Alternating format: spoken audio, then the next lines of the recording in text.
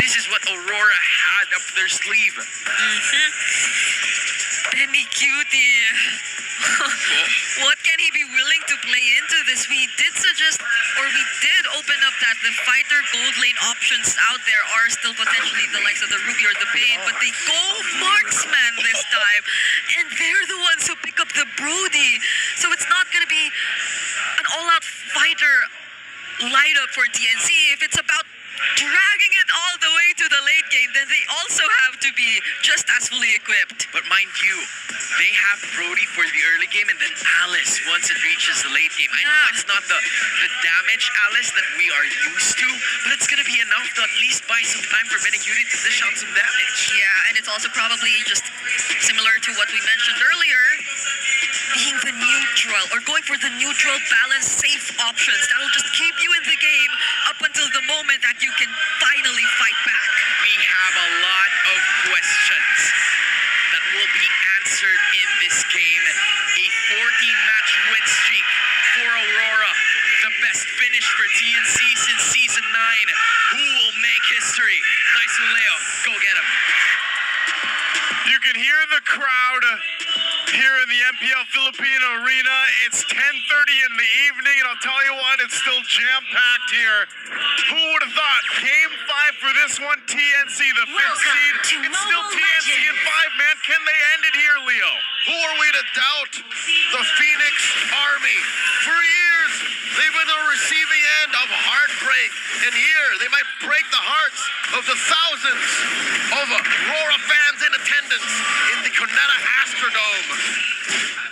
Man, I'll tell you what, the way this draft went, there's shades of that new meta, there's shades of tricks up the sleeve, one of those being that Sicilian for UA. We talked about this a couple games ago, maybe a few games ago in the series even, that UA, one of the few players to bring out the Sicilian, had phenomenal stats on it last season, brought it out maybe once or twice, I think it was, in Season 16, and now we'll bring it out for Game 5 to potentially get them one step closer to M7 for them. Staying in the upper bracket will be TNC with a massive upset already here, day 2 of the playoffs, if they can finish it off. Now, one thing that's been amazing for them is Zyda. Zyda has been locked into the jungle. I'll say this too. Even Lancey and Chaknu, they've been working really well together on a lot of these setups in the early game. Chaknu alone, talk about a series for him. Yeah, he missed a couple ultimates on the Grok when he had him, but he dealt with him. Lancey, okay. Early flicker spent on Lancey, and you don't need much connection to do that. You just need sheer mechanics, and Lancey's been on point. He has. Honestly, you got to give it up for the entire TNC, man. They have been on point as a team. Even Threemar doing work on different heroes throughout the series. Now he's getting his hands on the Alice. His first turtle's up, though. It is going to be started up by Demon Kite. It's going to be zoned out a little bit by Chaknu, so they're going to go ahead and capitalize on this while they're split up from the sides. Backline in control for TNC. They draw first blood on light, but Demon Kite secures the turtle. Aurora has had it with TNC zoning them out from these big objectives, from the early all the way to the late. Aurora said that's enough. That's enough, man, and they'll do it themselves as well. Maybe that's one of the reasons why Light picked up the Hylos here. You know, part of his job is going to go ahead and to be that, zone out what he can. I'm just a little worried if they don't control what we saw in the hands of Domain Kite, that Brody, this time around in the hands of Benny Cutie. I think Light might have some trouble. So what you have to rely on here is him and Edward in conjunction with even Domain Kite on the CC to help alleviate some of that pressure on Light's shoulders. I'm not as worried about that because, look at mid, you already mentioned a hot topic in this matchup. Aurora, they drafted a Sicilian into the hands of Yue. That's Excalibur, man. That might be enough. Like, that's the mythical pick. It might be enough to help Light out. I think even so, our panel mentioned that the same thoughts here. Leo was like, if they get to the late game That's what Sicilian is, man. Like, he is that guy to get those stacks. And here's where I'd like to disagree, but just the same, ride that thought. He doesn't have to make it to the late game. You has played this hero and made it feel like it's the 18-minute mark with just about 2 items. That's true. Even alone with the claws alone are enough to kind of disrupt some of the composition ideas here for TNC with this one. Imagine a well-placed Gleam with a well-timed Ruin. And then you just get, what? With a Claw. I'm getting clawed. That's not what you want to have happen here. So for TNC, you'll have to see this lineup kind of come to fruition later on. And Aurora as well. Benny Cutie just part of that torn apart memory. He does damage check Dome and Kite, but the rest of the team will center around the second turtle of the game. So not too much action leading into this. It's all about the objectives right now for both of these sides. Chaknu holding it with 3 mark. They'll wait for Zyda to go ahead and make his way after getting the orange buff. Demon Kite's here, so he's actually going to take control of this. And now we'll see. I thought that Dome and Kite might even rotate down, but he doesn't want to leave Benny up there, so it looks like it's just going to be a turtle in the hands of Demon Kite. 2 for 2 now. Contrary to how TNT has been playing for a majority of the series, suddenly they're the ones who are behind a step or two. Aurora score another turtle for free this time. Conceal, coming in from Chaknu. Zyda rides that wave. It's that Mount Shocker already throws just a charge shot. Boat still intact. Yep. Aurora's doing well to, back off when TNC wants to fight. I think they read him out. In a way, Leo. Oh. 3 more jumps in. She plus the Throne of Ruin. No one home. They answer back with a glorious pathway. And of course, a fast feast. And again, if it leads to nothing, I think that's an advantage for Aurora. They can just bide their time, lead up to when Sicilian is inevitable. When he has the stacks at that point, but this is the interesting thing too. Both sides now, we've seen it. It's this kind of engage, then disengage on both fronts for the lineups here. But all this led to Aurora putting pressure now up the top side. Benny Cutie might lose this turret here, so that tier 1 does go up top. Does Chaknu follow through the unbreakable? They're going to go for something. Mount Shocker on a lot of them, and Edward goes down. He used his flicker to try and push them all back. Down goes Light to Yue. Pops that Bats Feast to no avail. TNC read into Aurora's tendencies. Great for the Phoenix Army. Great answer. Again, it was starting to build up in the gold lead for Aurora. TNC just took that and took the tier 1 turret as well. Might even take this purple buff. Again, there's a push down bottom, at least trying to make something happen, but TNC, they don't get the purple buff, so that'll still be there for Demon Kite. But what TNC is doing is they're playing smart, man. They're playing to the strengths that they have here. Ooh, even for Zyda, again, it looks like, so he'll get his purple. And they're setting things up. Did you see that, Joseph? What's that? Light is rocking Encourage. Yeah, he's done that a couple games now. Instead of Conceal. Yeah. That's a choice he's made.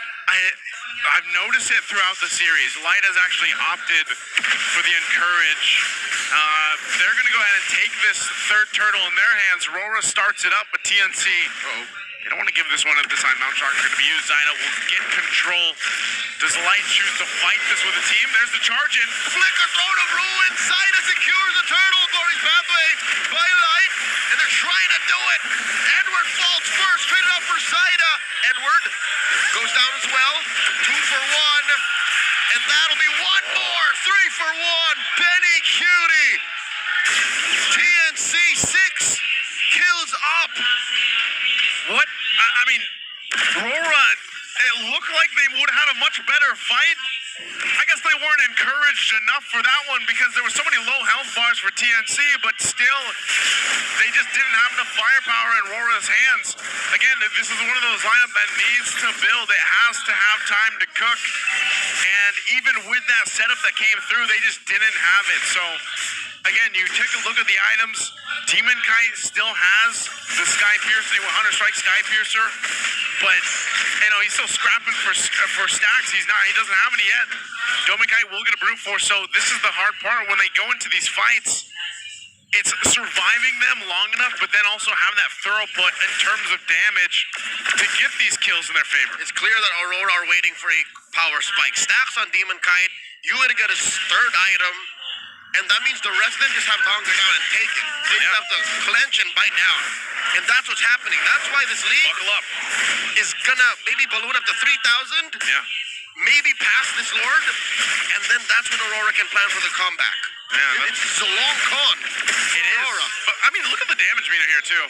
Lancey sitting at top. Yue's not too far behind. Mind you, he is just continuing to farm stacks up. But, you know, Lancey, he's been picking this Lunox time and time again, man, and he's able to go ahead and pump out enough bursts. I mean, even with a glowing wand priority here, that helps him enough to deal with that sustainability that not only comes from light and the revitalize, but even Yue. Oh, Jack New, he'll go ahead and unbreakable. This Lord is up. Yep. It's still Aurora that wants to take this positioning, though, Leo. Again, when it comes down to honest moving forward, Yeah. like just marching through, Aurora still has a good chance. They have a Lapu-Lapu, they have a high loss, and then if they can place Yue properly, then Bats Feast plus all of his nukes could really ruin TNC. But TNC, they still have that Phoenix Flash down their pocket. You know, a quick jump from Chaknu, a quick jump from 3-Mar at this point in the game is lethal. So that's the only thing that they're stopping. They're stopping TNC from getting those by being in a better position early on. And it's funny how that Phoenix Flash has developed now in Game 5. A lot of that could come from Chaknu, but I think it's more so 3-Mar on the Alice, like we've seen many times, especially when the Flicker is available. TNC's not in a rush at all to take presence around this Lord. They'll just farm up what they can. Zyda, he's up on the top side. Look at this Dominkite. With all that's happening on the map, I think this is a great way to make the most out of a quiet moment like this. Passive push, he gets it done. Yeah. He's been doing that work. Again, play on the macro level here for Aurora. This is one of the things that made them so strong throughout the regular season. And again, TNC just being one of those teams. This is what we mentioned yesterday too when we were casting it. It's like, you know, that little break that TNC had. I know they took a little bit of a trip in between the regular season and then the playoffs. Seems to have paid huge dividends for them in terms of just their play here. Playing so cleanly for the most part throughout this series. Being able to lock in things synergistically between each other and these picks that they have. Now can they bring that here in this first Lord fight that seems to be Aurora starting it up, not blitzing it. They'll be pushed off, it'll reset, so still respecting what TNC has. This is dangerous for Aurora. Despite them having good damage output and, again, seemingly unbreakable resolve, Yue has a minute on his flicker. If he dies now, say goodbye to late game scaling. You're gonna have to delay that for another 2 or 3 minutes. So they have to be very careful. That's why he's so far off. He's got to play that backside just safe as he can. Chaknu's gonna charge on in after the claws didn't connect, but he doesn't get the unbreakable off either. Still holding on to revitalize, same for light. It'll be both junglers just go ahead and setting things up. That purple is almost up for Demon Kite. Same for Zyda, so they'll go ahead and get what they need buff-wise. Zyda having a little bit of lead, knows that Demon Kite's grabbing his, will start up this Lord. This is a moment for TNC to get the space they need now at this point. Keep an eye on Chaknu. What's he going to do? Light will spot them out. Even for 3-Mar. Again, he's done this time and time again with the Alice. He could be the surprise factor, but Chaknu's still at half health. He'll reset. These checks aren't for free. Chaknu feigning the recall here, holding this fence brush. It's not for free. Aurora knows that they can keep pressing these buttons and keep threatening a blitz from out of nowhere while this dance continues. What is this kid? I mean, who is this delay working better Aurora. for? I'll tell you now, Aurora. Because Yue? Yeah, because Just Yue. stacks on stacks? Because Demon Kite, because he moves a little faster on the map compared to Zyda, and that's why TNC, the only thing that they're holding on to is a mount shot. Look at this, the blitz coming through, a flicker, a gleam, no one home for that throne. The Lord goes over to Aurora, down goes 3-Mar. Oh no, Benny's in trouble. Kite wreaking havoc into the back line, pops that engine. Benny Cutie with that thornball memory, Kite still alive. Zyda thinking twice, maybe he can, maybe he shouldn't. Down he goes, Edward gets the kill in the back line. Chaknu, they have overextended. The Mamba finds no one. As Zyda falls, so does Benny. Lancey served up a kill to light with the help of Yue. And it's all gone awry. Chaknu, the only one left. Kite going hunting. Oh, he finds Chaknu. The Mamba's gonna have to fold. A wipeout for the Northern Lights. It was a disciplined fight. It took some time, but man, Aurora showcased what's made them so strong in season 16. This could be the end here. They're pushing in with the Lord. They're all here. All 5 members. This could blow up in their face as they go for the base. 3 more. Gets taken out. Demon Kite finds him. And Edward gets his immortality pop. Are they still alive? Light goes down. And that's a trade for 3 more. The base still alive at a third of its health.